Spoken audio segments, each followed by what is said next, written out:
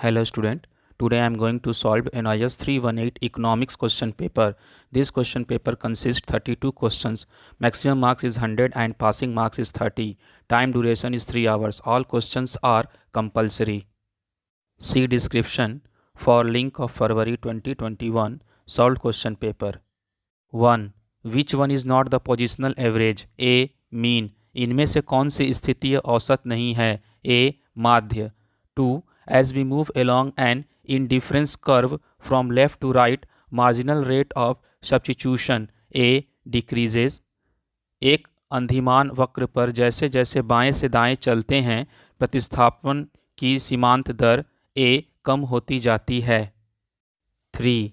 If total physical product of 8 units of input is 40 units of output and of 10 units of input is 48 units, marginal physical product of 10 units of input is A 4 units. यदि 8 इकाई आगत का कुल भौतिक उत्पाद 40 इकाई हो और 10 इकाई आगत का 48 इकाई हो तो 10 इकाई आगत की सीमांत भौतिक उत्पाद कितनी इकाई होगी?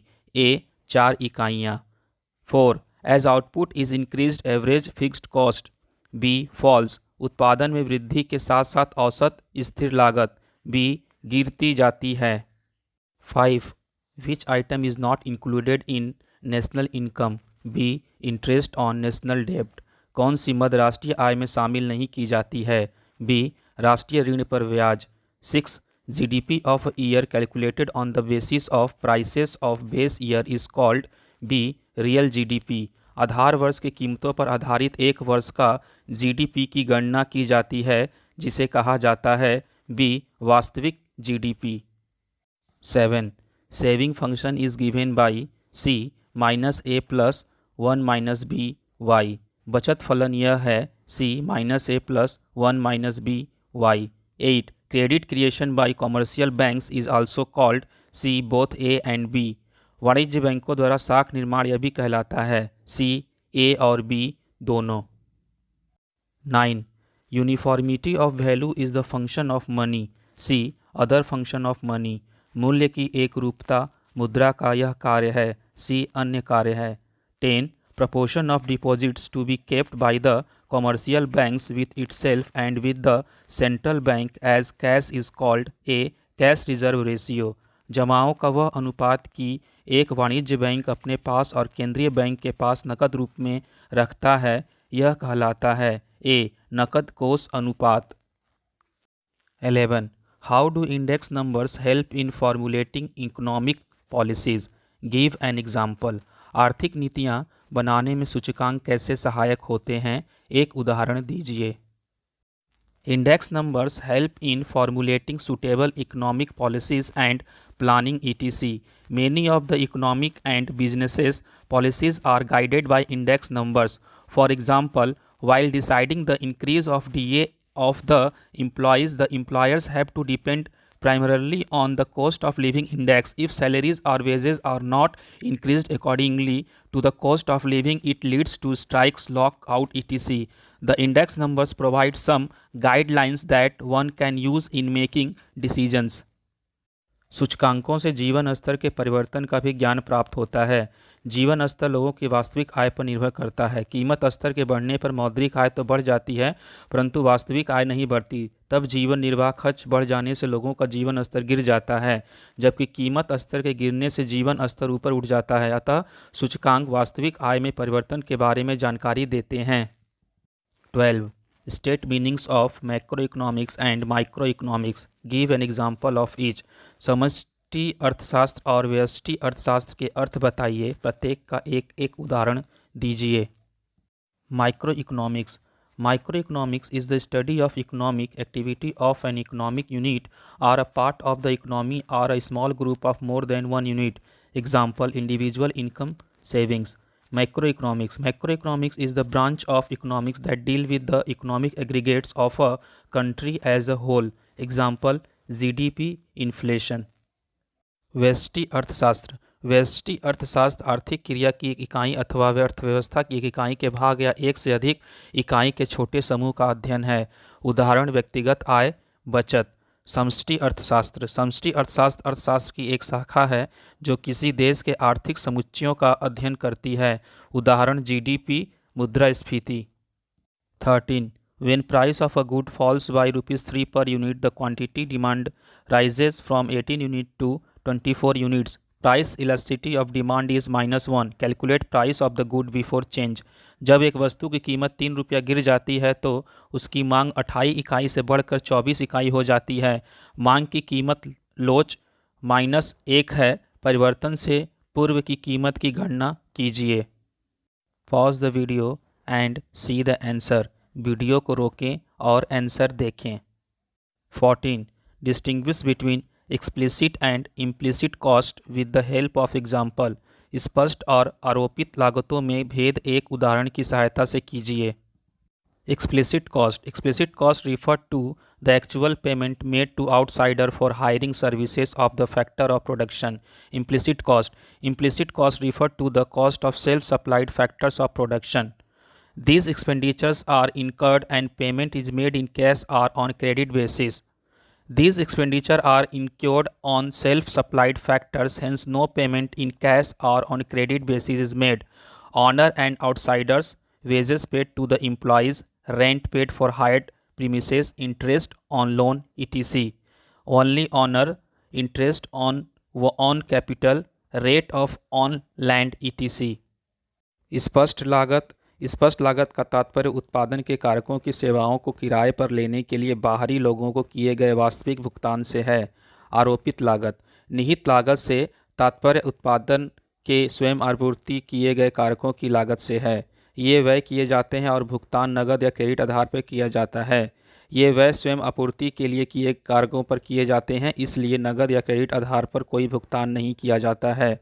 मालिक और बाहरी व्यक्ति कर्मचारियों को भुगतान की गई मजदूरी, किराए के परिसर के लिए भुगतान किया गया किराया, ऋण पर ब्याज आदि। केवल मालिक अपनी पूंजी पर ब्याज, अपनी जमीन का किराया आदि। 15. Explain any 3 features of perfect competition. पूर्ण प्रतियोगिता की किन्हीं 3 विशेषताओं की व्याख्या कीजिए। Features of perfect competition. 1. Very large number of buyers and sellers. In a perfectly competitive market, there is a very large number of buyers and sellers. For instance, if a single seller tries to raise the price, there is a large number of other sellers selling identical product at a lower price.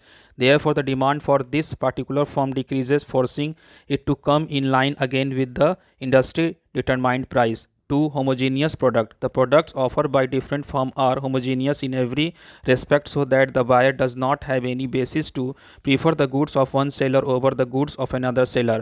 The goods are identical in terms of quality, size, packing and other terms of deal etc. These features ensure the uniformity of the price throughout the market. 3. Firm in a price taker. The firm has to sell the goods at a price determined by the industry and the firm has no control over the price. The market or industry determines this price on the basis of market demand and market supply as shown in the figure. So industry is the price maker and firm is the price taker. पूर्ण प्रतियोगिता की निम्न विशेषताएं होती हैं। एक, क्रेताओं तथा विक्रेताओं की बड़ी संख्या। एक पूर्ण प्रतियोगी बाजार में क्रेताओं तथा विक्रेताओं की एक बड़ी संख्या होती है। उदाहरण के लिए यदि कोई अकेली फर्म कीमत में वृद्धि का प्रयास करती है तो दूसरी फर्म की एक बड़ी संख्या उसी प्रकार की वस्तु कम कीमत पर बेच रही होती है। इसलिए इस विशेष फर्म की मांग घट जाती है जो उसे पुनः उद्योग द्वारा निर्धारित कीमत पर वस्तु को बेचने के लिए विवश कर देती है। 2. समरूप वस्तुएं। विभिन्न फर्मों द्वारा प्रस्तुत उत्पाद हर प्रकार के समरूप होते हैं जिससे कि क्रेता के पास एक विक्रेता की वस्तु को दूसरे विक्रेता की वस्तु पर वरीयता देने का कोई आधार नहीं होता। वस्तुएं गुणवत्ता, मात्रा, पैकिंग तथा व्यवहार की शर्त आदि में समरूप होती हैं। यह विशेषता संपूर्ण बाजार में कीमत की समानता को सुनिश्चित करती है। 3. फर्म कीमत स्वीकार कारक होती है। फर्म को उद्योग द्वारा निर्धारित कीमत पर वस्तुओं को बेचना पड़ता है क्योंकि फर्म का कीमत पर कोई नियंत्रण नहीं होता।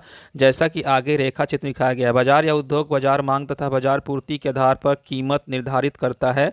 इसलिए उद्योग कीमत निर्धारक तथा फर्म कीमत स्वीकारक होती है। 16. Calculate gross national disposable income. 1. depreciation 40 crore, 2 net indirect tax 60 crore, 3 net factor income to abroad 5 crore, 4 net domestic product at factor cost 500 crore, 5 net current transfer from abroad 10 crore. सकल राष्ट्रीय प्रयोज्य आय की गणना कीजिए। 1 मूल्यह्रास 40 करोड़, 2 निवल अप्रत्यक्ष कर 60 करोड़, 3 विदेशों को निवल साधन आय 5 करोड़, 4 साधन लागत पर निवल घरेलू उत्पाद 500 करोड़, 5 विदेशों से निवल चालू हस्तांतरण 10 crore.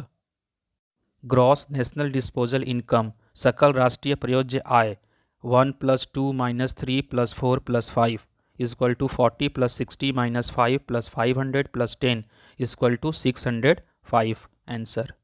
17. Explain the concept of marginal propensity to save with the help of an example. एक उदाहरण की सहायता से सीमांत बचत प्रवृत्ति की अवधारणा समझाइए।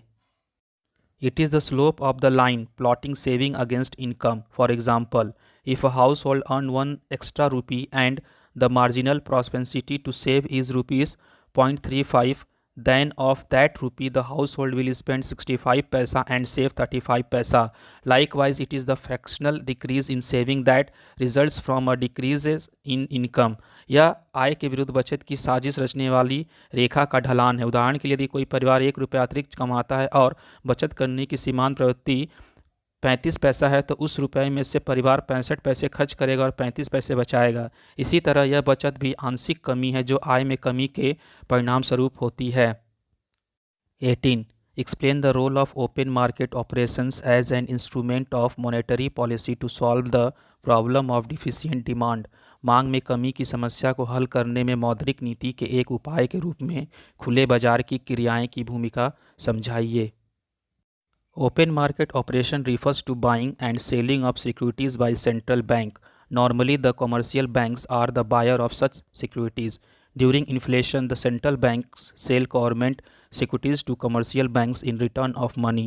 As a result, money supply in the economy fall, causing prices to fall. During deflation, the central bank will buy bank the securities by paying money to the commercial banks, thus causing money supply to rise, which cures deficiency in demand.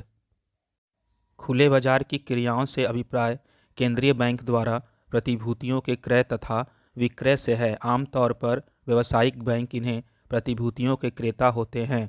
मुद्रास्फीति के समय केंद्रीय bank सरकारी प्रतिभूतियों को व्यावसायिक बैंकों द्वारा मुद्रा के बदले बेच देता है, जिससे अर्थव्यवस्था में मुद्रा की पूर्ति घट जाती है तथा कीमतें घटने लगती हैं।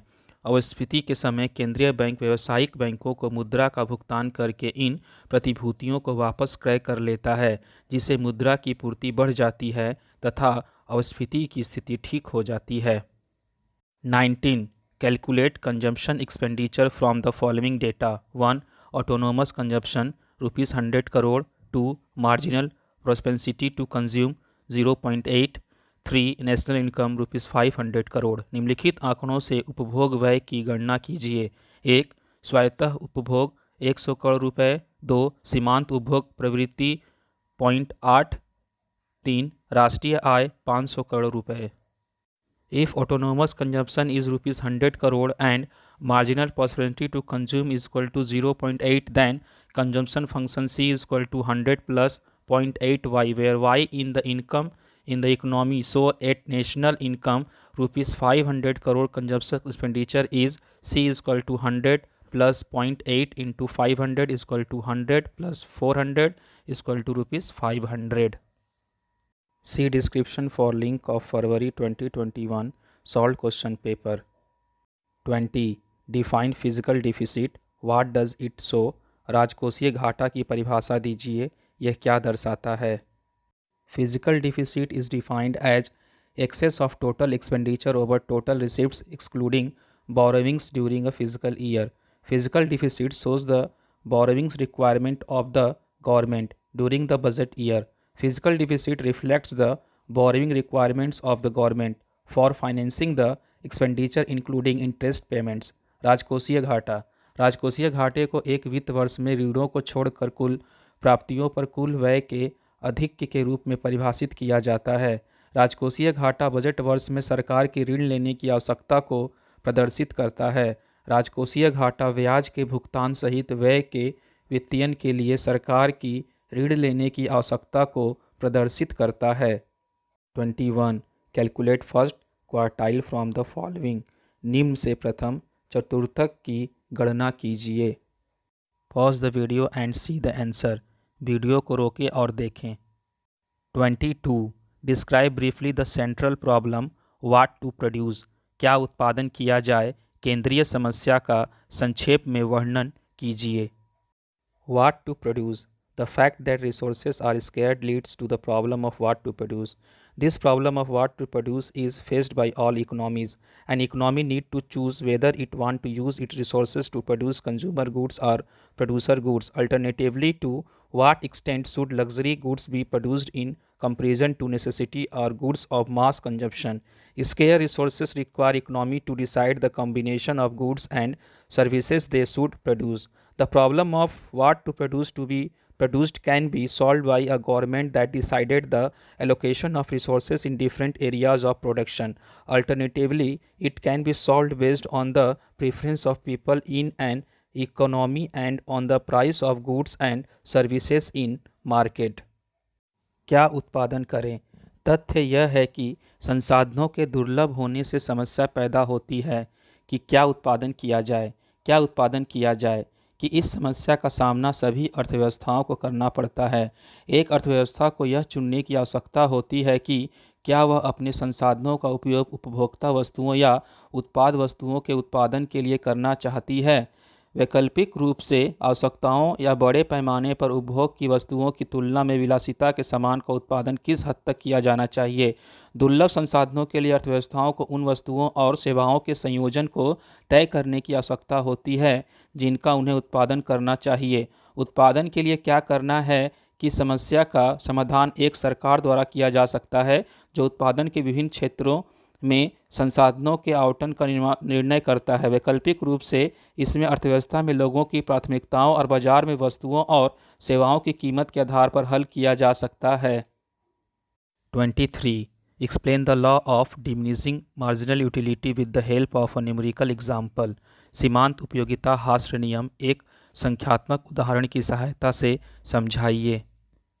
Law of diminished marginal utility state that as more and more units of commodity are consumed, marginal utility derived from each successive unit goes on diminishing. The law can be explained with the help of example. Suppose a thirsty man drink water. The first glass of water he drink will give him maximum satisfaction, say 20 utils. Second glass of water will also fetch him utility, but not as much as the first one, because a part of his thirst is satisfied by drinking the first glass of water.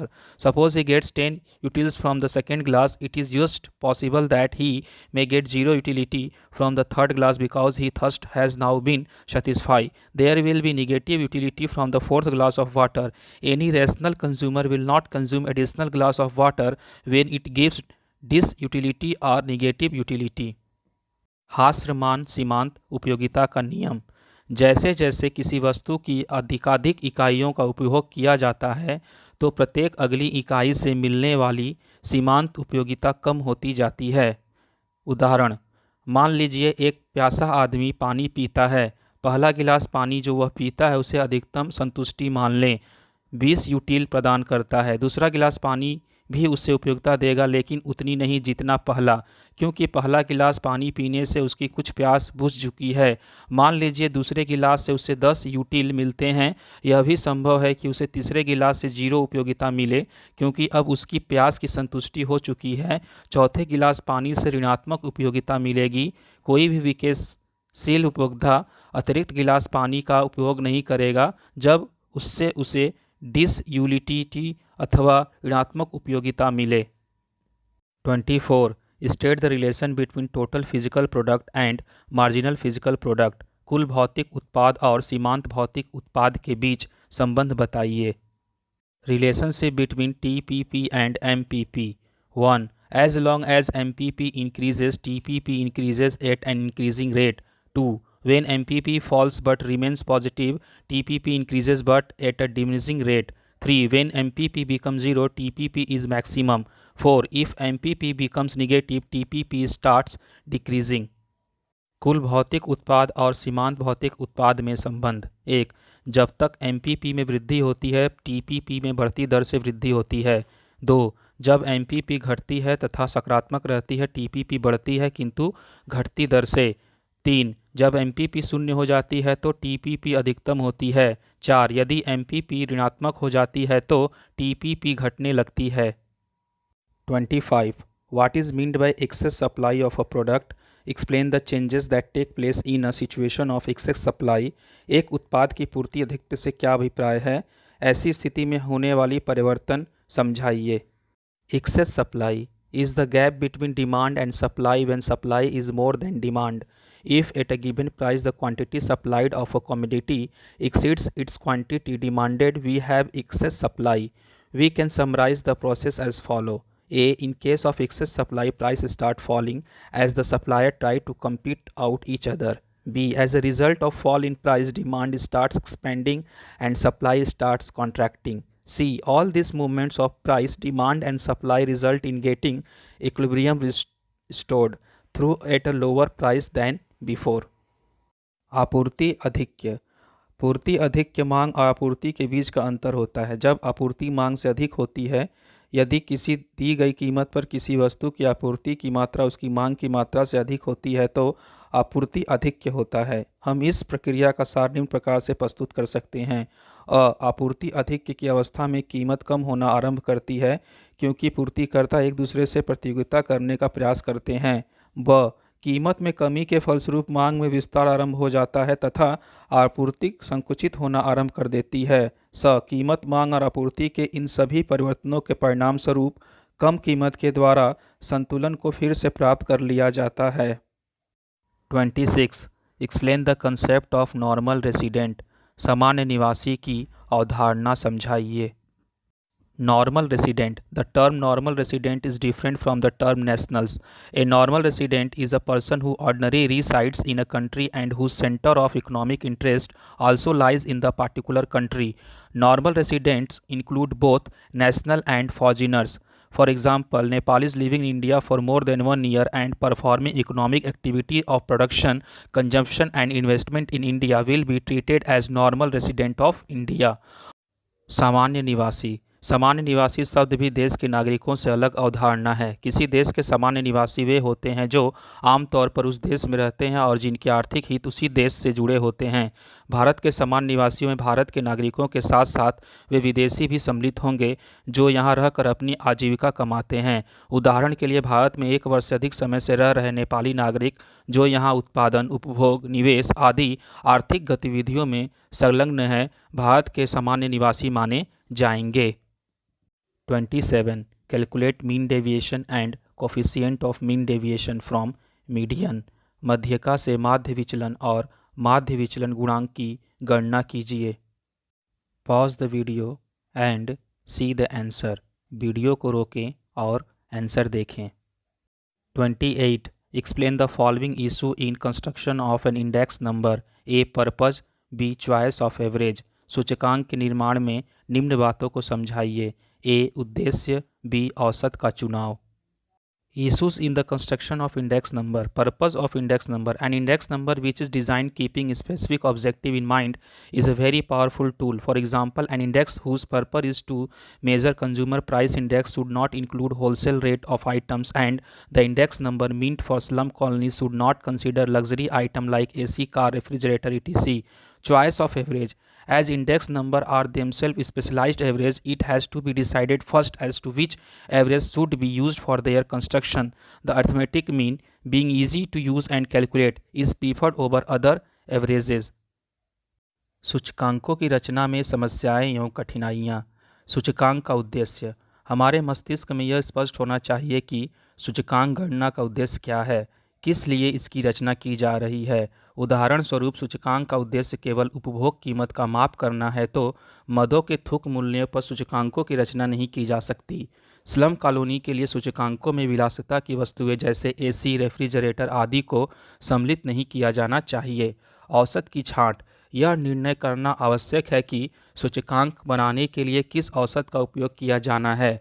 अन्य औसतों की तुलना में उपयोग और गणना में सरलता के कारण अंकगणितीय माध्य को अधिक पसंद किया जाता है। 29. How do the following factors affect price elasticity of demand? 1. Share in total expenditure. 2. Level of price. 3. Habits. कीमत मांग लोच को निम्नलिखित कारक कैसे प्रभावित करते हैं? 1. कुल व्यय में भाग. 2. कीमत स्तर. 3. आदत.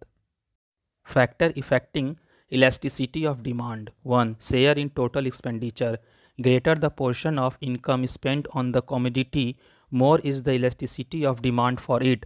Demand for a commodity is inelastic if portion of income spent on that commodity is very small. 2. Level of price. Demand for a commodity at higher level of price is generally more elastic than for a commodity at lower level of price. 3. Habits. Habits of consumers also determine price elasticity of demand of commodities. For example, a chain smoker will not restrict his smoking even when the price of cigarettes rise. वस्तु की कीमत लोच को प्रभावित करने वाले घटक. 1. कुल व्यय में भाग. जिन वस्तुओं पर हमारी आय का अधिकतम भाग व्यय होता है उनकी मांग के अधिक लोचपूर्ण होती है. जिन वस्तुओं पर आय का कम अनुपात व्यय होता है उनकी मांग बेलोच होती है. 2. कीमत स्तर. मांग की लोच संबंधित वस्तु की कीमत स्तर पर निर्भर करती है. वस्तु की कीमत के ऊंचे स्तर पर मांग की लोच अधिक होती है, जैसे एयर कंडीशनर, कार आदि, और नीचे कीमत स्तर पर वस्तुओं की मांग की लोच कम होती है, जैसे दिया, सलाई, पेंसिल आदि. 3. आदत. उपभोक्ता की आदत भी वस्तु की कीमत लोच का निर्धारण करती है. जैसे निरंतर सिगरेट पीने वाला उपभोक्ता धूम्रपान को कम नहीं कर पाता, भले ही सिगरेट की कीमत कितनी ही बढ़ जाए. 30. Define supply. Explain how does the objective of the firm affect the supply. आपूर्ति की परिभाषा दीजिए. आपूर्ति को फर्म का उद्देश्य कैसे प्रभावित करता है? Supply.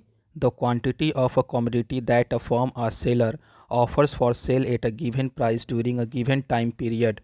Objective of the firm. The objective of the producer also influences the supply of a commodity. Generally, the objective of a producer is to maximize his profits.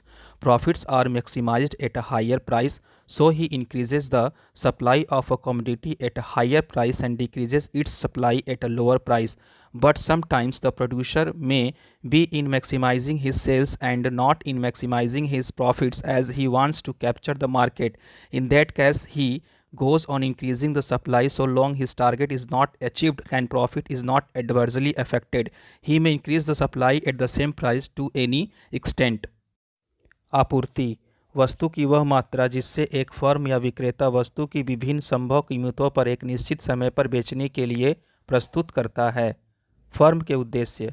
उत्पादक का उद्देश्य भी वस्तु की आपूर्ति को प्रभावित करता है. यदि फर्म का उद्देश्य लाभ को अधिकतम करना है तो केवल अधिक कीमत पर ही वस्तु की अधिक आपूर्ति की जाएगी. इसके विपरीत यदि फर्म का उद्देश्य बिक्री का अधिकतम करना है तो प्रचलित कीमत पर भी अधिक आपूर्ति करेगी. इसमें फर्म का ध्येय केवल बाजार में अपनी पकड़ मजबूत कर बिक्री बढ़ाना होता है. इससे उसका लाभ विपरीत अवस्था में प्रभावित नहीं होता. प्रचलित कीमत पर किसी हद तक आपूर्ति बढ़ाकर अपने लाभ को पूरा कर लेता है. 31. Calculate net domestic product at factor cost. 1. Net current transfer from abroad 5 crore. 2. Indirect tax 90 crore. 3. Private final consumption expenditure 600 crore. 4. Depreciation 30 crore. 5. Net domestic capital formation 100 crore. 6. Exports 50 crore. 7. Net factor income to abroad 20 crore. 8. Imports 60 crore. 9. Government final consumption expenditure 200 crore. 10. Subsidies 10 crore. साधन लागत पर निवल घरेलू उत्पाद की गणना कीजिए. 1. विदेशों से निवल चालू हस्तांतरण 5 करोड़. 2. अप्रत्यक्ष कर 90 करोड़. 3. निजी अंतिम उपभोग व्यय 600 करोड़. 4. मूल्यह्रास 30 करोड़. 5. निवल घरेलू पूंजी निर्माण 100 करोड़. 6. निर्यात 50 करोड़. 7. विदेशों से निवल कारक आय 20 करोड़. 8. आयात 60 करोड़. 9. सरकारी अंतिम उपभोग व्यय 200 करोड़. 10. आर्थिक सहायता 10 crore. Pause the video and see the answer. Video रोकें और आंसर देखें. 32. Explain providing employment opportunities objective of government budget. सरकारी बजट का रोजगार के अवसर उपलब्ध कराना उद्देश्य समझाइए. To provide employment opportunities are increased by the government in various ways. 1. Jobs are created when it sets up public sector enterprises. 2. It provides subsidies and other incentives like tax holidays, low rates of taxes, etc. to private sector that encourage production and employment. It also encourages setting up of small scale cottage and village industries by people which are employment oriented. This it does by providing them tax concessions, subsidies, grants, loans at low rates of interest, etc. Finally, it creates job for poor when it undertakes public works programs like construction of road, bridges, canals, buildings, etc. रोजगार के अवसर प्रदान करना। सरकार विभिन्न तरीकों से रोजगार के अवसरों को बढ़ाती है। एक, जब वह सार्वजनिक क्षेत्र के उपक्रम स्थापित करती है तो नौकरियों का सृजन करती है। 2, वह निजी क्षेत्र को आर्थिक सहायता एवं दूसरे प्रकार के प्रोत्साहन जैसे करों में छूट, करों की दर को कम करना आदि द्वारा उत्पादन एवं रोजगार बढ़ाने के लिए प्रोत्साहित करती है। यह रोजगार को बढ़ावा देने वाले लघु, कुटीर एवं ग्रामीण उद्योगों की स्थापना को प्रोत्साहित करती है। ऐसा वह कर में छूट, आर्थिक सहायता, अनुदान, कम ब्याज दर पर ऋण आदि प्रदान करके करती है। अंततः यह सड़कों, पुलों, नहरों, भवनों आदि लोक निर्माण कार्यक्रमों द्वारा गरीबों के लिए रोजगार का सृजन करती है। See description for link of February 2021 solved question paper.